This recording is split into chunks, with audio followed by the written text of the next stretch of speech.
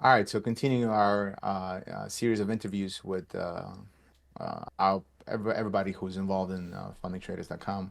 One of our senior traders is Robby, and he's also an educator where he's part of the senior crew that daily shows the screen and showing their trades. And I just wanted to ask him a few basic questions, get you to know him well, and he has been a rising star for some time now, and since he has been actually growing so fast, I decided to give him a chance to answer a few questions, and I find that a lot of people might be interested because it's a very hard business, and it's hard to grow in this space fast. That's I guess that's what most people are trying to achieve, and so that type of growth at least requires to ask him a few questions.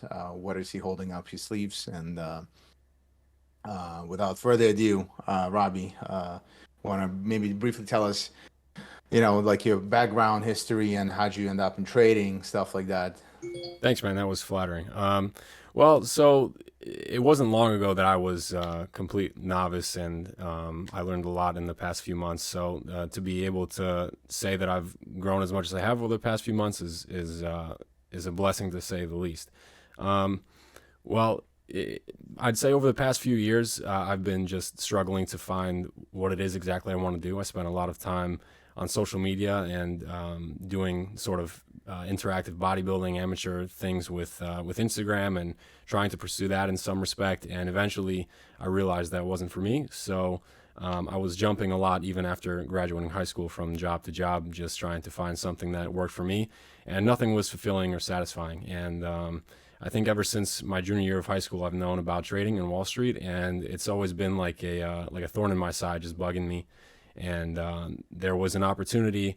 I can call it an opportunity, but in reality, it was a very rough point a couple of years ago, actually about a year and a half ago now, where I had a lot of time on my hands. I was going through a lot of personal things, and I wasn't working. So I decided, as opposed to dragging myself through the mud in some 9 to 5 job where I would probably be there for another decade, I decided to start educating myself on trading, and I fell into trading cryptocurrency for a little while until I had the pleasure of meeting Stan and a couple of the other guys on the Funding Traders crew. And ever since then, I've just been going full steam ahead with the forex and commodities markets. All right, and I mean, a lot of people will probably want to know what are some hurdles that you encountered in your growth process and along the way. Um, Well, there's no shortage of those, and they're certainly not over yet, especially at my stage in my journey, because I've been trading for about that 1 year mark that Stan likes to talk about so frequently. They are still very prominent, and I would say the majority of them just have to do with losing my own capital. At the beginning, it was a lot of losing capital that I would throw into a margin account, and I would be trading that and trying to compound accounts. And there was a point where I realized that this wasn't going to work, and it was not.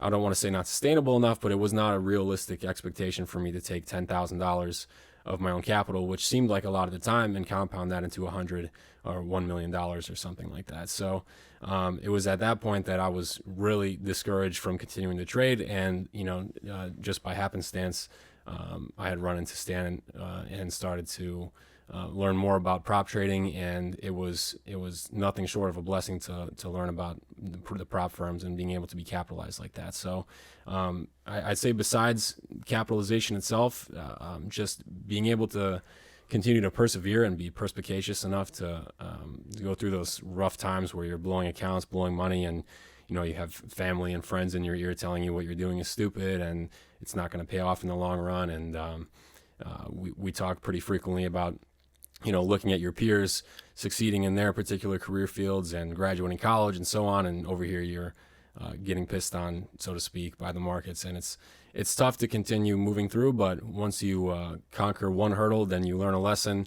and you become a slightly better trader. You might be taking 2 steps forward, 1 step back, but it's certainly worth each individual instance of difficulty. And that's actually, you touch upon like the peers, and that's what happens. It's called the trap of salary. Salary, it's a special trap designed in the beginning of careers, young men and women age, well, careers, and when they're in their teens and early 20s. Because when you just start out and you're moving out of your parents' house and stuff like that, you get 50 to $100,000 salary or more. That sounds fantastic. What they don't tell you is you're going to be capped at some kind of level. So you'll be even though it's a lot harder to start to be this entrepreneurial way of living in the beginning, because you see all your peers basically getting salary jobs, right? But at the end, you start maybe behind them first because you need to grow and have that learning curve of growth first. But in a decade or two and three, you'll be miles ahead of all these salary dicks. And that If learning curve is certainly steep. It certainly is steep. right. So speaking about learning curves, what was like your biggest lessons, failures, successes, and stuff like that? Well, I mean, I would say the one of my biggest failures was I had about $3,000 worth of capital sitting in a margin trading account with one of the large crypto exchanges, and this was before you and I got connected and started the forex and commodities journey. But I had been doing mildly well, and I learned a lot in a very short period of time. But there was one particular instance where I had not been familiar with psychology and emotions just yet, and I had lost a big chunk of that capital. And instead of taking some time to cool off, I instead decided that it would be a good idea to throw the entire house at the trade and try to win it all back with one particular position. And as fate would have it, that did not go my way whatsoever, even though the trade looked like it should have played out, right? So I ended up losing $3,000 in one particular trade, and that was it was like a punch to the stomach, to say the least. I remember going into my living room and my own mother consoling me like I was 15 years old or like I was 5 years old, and just went through your first heartbreak or something. I was completely devastated, and luckily enough, she encouraged me to continue moving forward.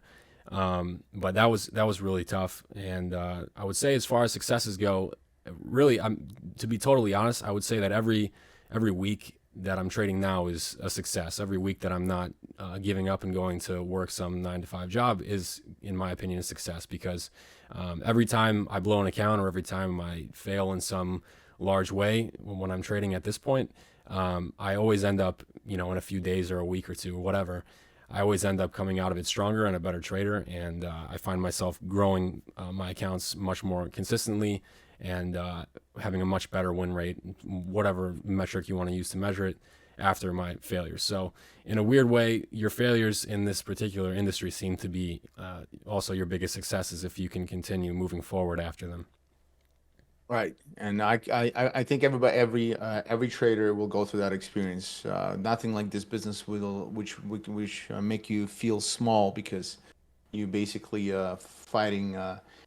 It's you against you at the end of the day. It's against your own psychology, and the we're brought up by this educational system where, instead of looking at failures as iterations and just tryouts and trials, we look at it, oh, you did something wrong, you're bad. Did something wrong, you're bad. And that type of mentality is not conducive for a trading world, because everybody takes losses in the trading world. Okay, there's nobody who's going to be 100% correct. In fact, most successful traders, they're probably correct only like 60% of the time.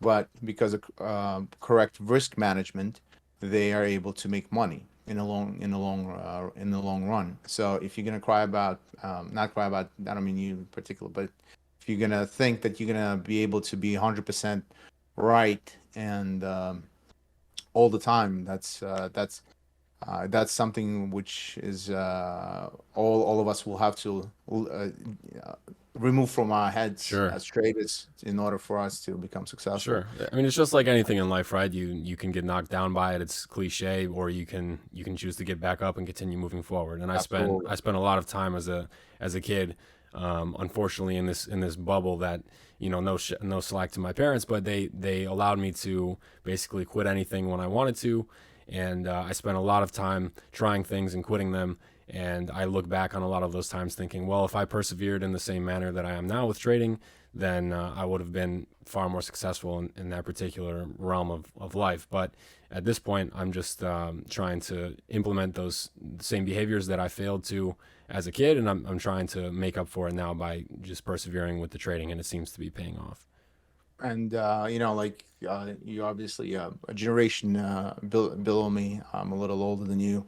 And if so, if you would have to give an advice to somebody your age or somebody younger, what kind of advice would you give to the not more novice intermediary type of trader who is either just starting out or on that learning curve path?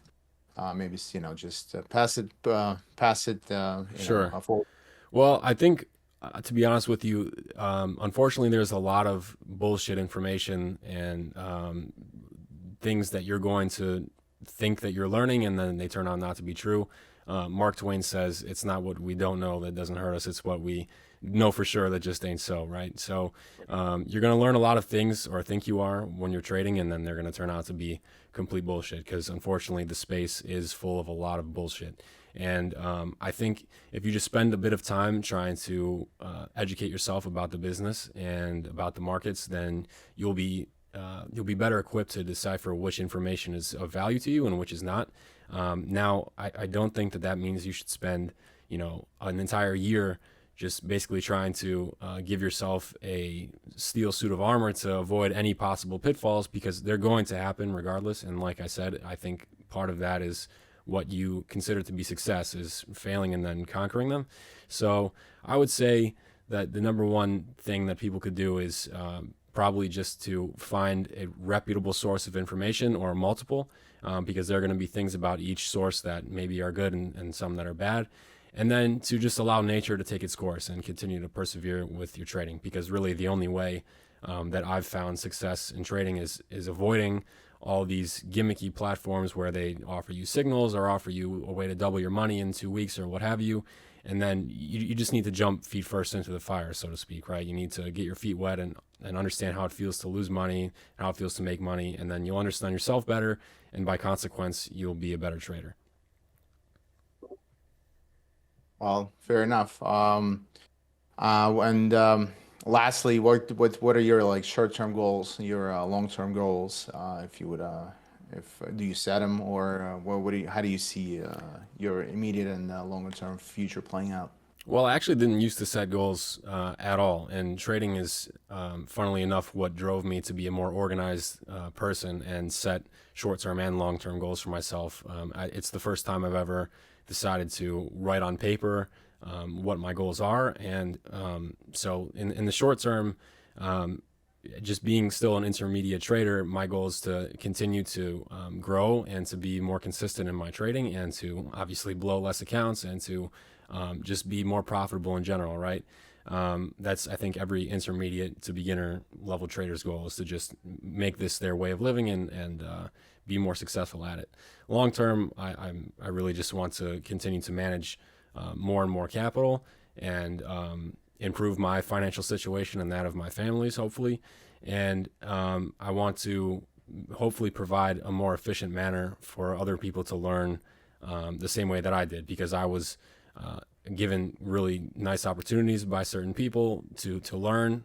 And if I could extend an olive branch and make that process even more efficient for the newbies, then all the better. All right, well, fair enough for sure. And Robbie, I really, really thank you for doing this interview. Hopefully, we will continue this series in the future, where we will deliver some value to, and hopefully some value for people who are looking for answers, and some honest takes on this business itself, so people don't have erroneous expectations.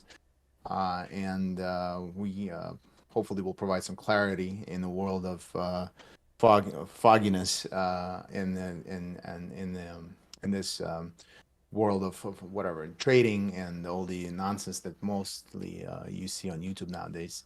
So if we can bring some clarity and also make both of us successful, I think that's a pretty fair deal for both parties. And so thank you, Robbie, for doing this, and we'll check you out next time. Cool. Thanks for having me, man.